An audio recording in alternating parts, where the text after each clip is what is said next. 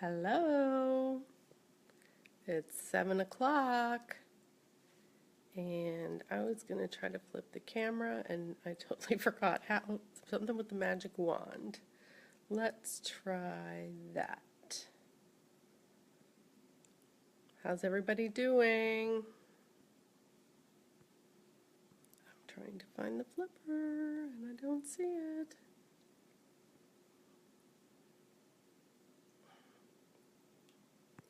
That one? Okay, we're just going to leave it in this mode and not worry about it being flipped around. I was going to show you the, oh, there it is. Okay, I did flip it. Ha! I want to show you a book, and that's why I am leaving it flipped around like that. Now if I can make that turn away. Okay, hi everybody. Good evening. Is everybody ready for the weekend, Easter weekend? I'll try to set this up and see if I can do this. I cannot see the words, so I'll have to go back afterwards and answer your questions. Let me try to set this up just a little bit better. Okay. All right. So what was asked a little earlier was why are a registered aromatherapist not allowed to use Young Living essential oils, and why are they not allowed to perform Raindrop? Is that true? Is that what they state? Yes, that is exactly what they state. They come from that same mindset, like when I sent y'all to the raindroptraining.com to look at Dr. Stewart's article on the different schools of thought. And if you looked at that, you saw a little bit of the difference between the British philosophy, the German philosophy, and the French philosophy. Well, then Dr. Stewart, who is a close personal friend of Gary Young, and he is also a diamond with Young Living. He is also the author of, I forget how many books, like 30 books or something, and all different subject matter, from earthquakes and breastfeeding and natural birth to the chemistry of essential oils. I'm going to show you his book here that we're going to talk about. Oh, I got to figure out how that goes. A statistical validation of the raindrop technique.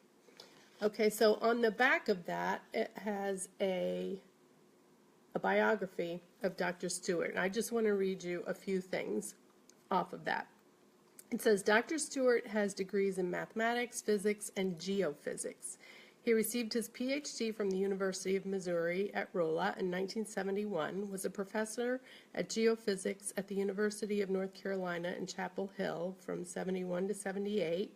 He was the director of the geophysics lab, received a number of research grants, and published more than a dozen research papers. He was the executive director for the International Association of Parents and Professionals for Safe Alternatives in Childbirth, or NAPSAC, if you're familiar with that, which is actually where Heather's mother, Carla Hartley, knew David Stewart way back in that day. So Heather's known him all her life practically. So he has, not only does he have credentials, and it keeps going on, he's a professor at the Southeast Missouri State University.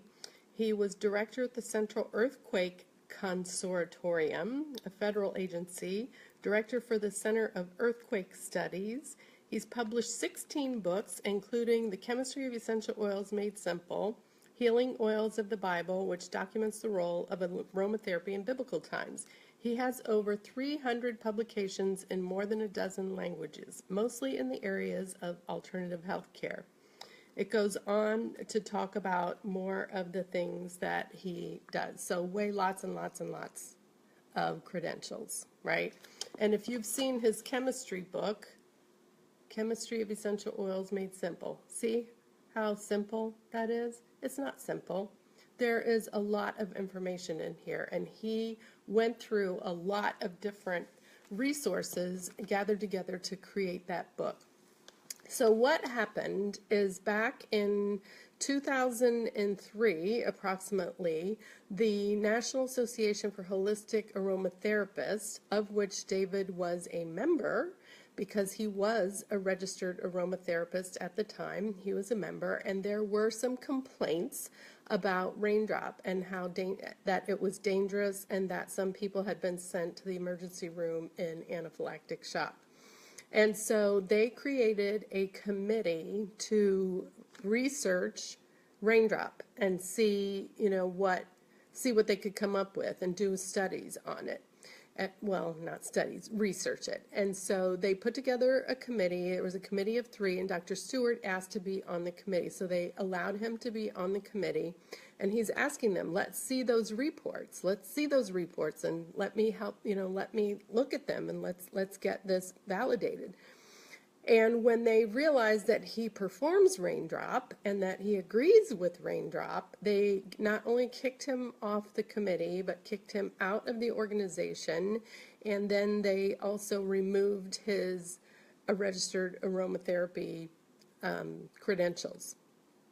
So they did that and went on to write what is called the white papers about the dangers of the Raindrop technique, and because of the oils being applied neatly to the skin. And so the papers are very flawed. You can Google them and find them, but instead of doing that, I would suggest that you Google raindroptraining.com white papers, and you'll get Dr. Stewart's answer to the white papers. Okay, and don't drive traffic to their site because it's ridiculous. But what happened after that is Dr. Stewart realized that there weren't any studies having been done on Raindrop, and so he set out to do a study, which is what resulted in this resource. It took him over 10 months, and they surveyed over 10,000 people who had performed Raindrop and people who had received Raindrop. They wanted to know about their experiences with the Raindrop, and so they got all of those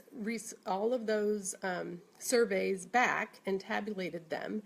And Dr. Stewart asked the NAHA for those people who had complained or said they'd been sent to the emergency room, but they chose not to participate in the survey. And at the time that that the survey was going out, like I said, it took him like over 10 months to collect all the data. The NAHA was sending information out all around, telling people not to complete the surveys and not to participate in it. Well, they're upset about some of the oils going on neat, because they're really only like 2 to 5%, and only use it in massage, only use it for the smell. But so they don't like us applying them neat. Now, if you've had a Raindrop, how many of you have had a Raindrop? Hopefully lots of you have had Raindrops. Can oregano be hot? It can be hot, but you're always watching for that, and you don't use very much. It's only like 3 to 4 drops on the back. It's not very much. But if it gets hot, then you just apply a carrier oil. I've done hundreds of Raindrops, if not 1,000 or more, and I've never seen anybody have any kind of an adverse reaction. So that's what this book is, the statistical validation of Raindrop. They surveyed over those 10,000 people, and they've tabulated the responses, and there were no adverse effects at all. There were a very few amount of people that did not enjoy the experience and would not repeat it again. But for the most part, everyone, it was well over 90-some%. I should have marked it so I could tell you, because I don't remember off the top of my head. But so the first part of the book just gives you tabulation on everyone who responded and what their responses were. And then in the back part of the book, it has a bunch of stories about the testimonials that people had of their experience with Raindrop. So after Dr. Stewart published this, he went back to the NAHA, and because they were going forward with trying to have just more legal action against people who were performing Raindrops. So when he presented this study to the legal people, they said they weren't going to participate at all. but still the NAHA left the white papers up, and they left all of the information up, and they still hold the same position that Raindrop is not safe. And they also don't approve of the oral or the ingesting of essential oils. So they would much rather that you have to go to a practitioner if you're going to have any kind of therapeutic use of essential oils. You should have to go to either an aromatherapist or a physician. So they just have a different philosophy about it. And also, if you look, some of their off-limits oils are wintergreen.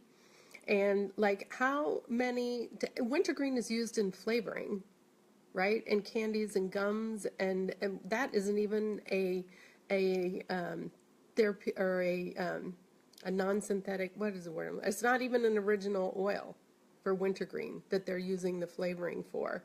But oregano is on the list of the FDA's generally regarded as safe list. Blah, blah. GRAS, the generally regarded as safe list. Oregano is on there, but the NAHA and the ARC don't want any part of that, and they say that it's dangerous. So you got that. So why people want to go forward with certifications with organizations that are going to be so dogmatic about what you can do and what you can't do, I don't know. But I looked on their website, and they absolutely do say that that is grounds for dismissal. Performing Raindrop or recommending Raindrop is grounds for dismissal. Also, not to talk about ingesting essential oils. So why they want to do that, I don't know, but they do. They were also the ones that were responsible for the whole crackdown on the FDA. They're the ones that circulated the petition and got that whole ball rolling. So anytime you hear people talk about white pages or forbidden oils or Raindrop is not safe or Robert Tisserand says blah, blah, blah, then you know that they're not talking about the use of pure therapeutic grade oils like Young Living has, the seed to seal, and that they do have a vendetta. They had a vendetta against Dr. Stewart. They have a vendetta against Gary Young. If you read those white papers, which I hope that you won't, but if you do, you'll see that they talk about Gary Young and his performing Raindrop in meetings and how unsafe it is, and they like quote him, and so it's just a big vendetta to put an end to Young Living and to put an end to Raindrop. Raindrop is an awesome technique. It's not a therapy, it's a technique that is, if you don't know what it is, it's the use of 9 different essential oils, and they're applied to the feet and to the back with massage type motions, okay, techniques, motions. And it's very good for helping the body to rid itself of toxins. It's very good for relaxation. It's very good for helping with your emotional wellness, and there's lots of other things that it's very good for that I can't say anymore. So get the book. You can get it at raindroptraining.com, and you can read a bunch of different people's testimonials on it.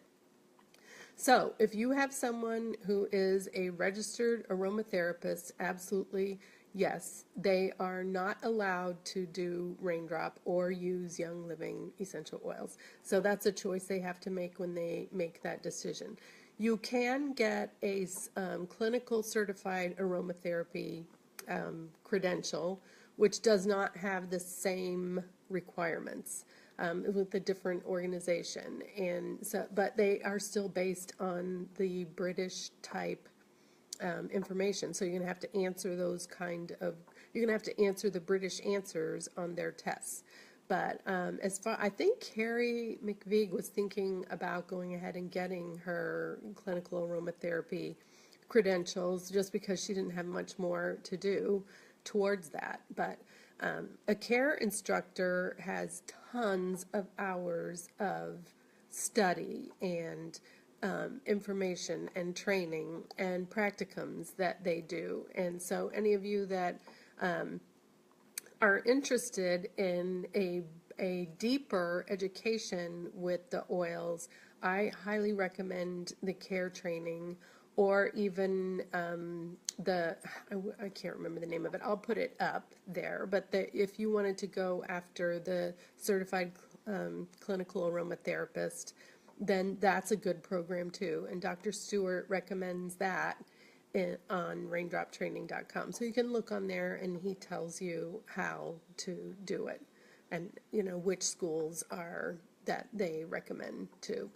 So hopefully I answered your questions, and hopefully you understand that. I will put those snapshots up. I went onto the ARC website and I did get a snapshot of them saying no raindrop and no oil, no oil use of oils, no ingesting of essential oils.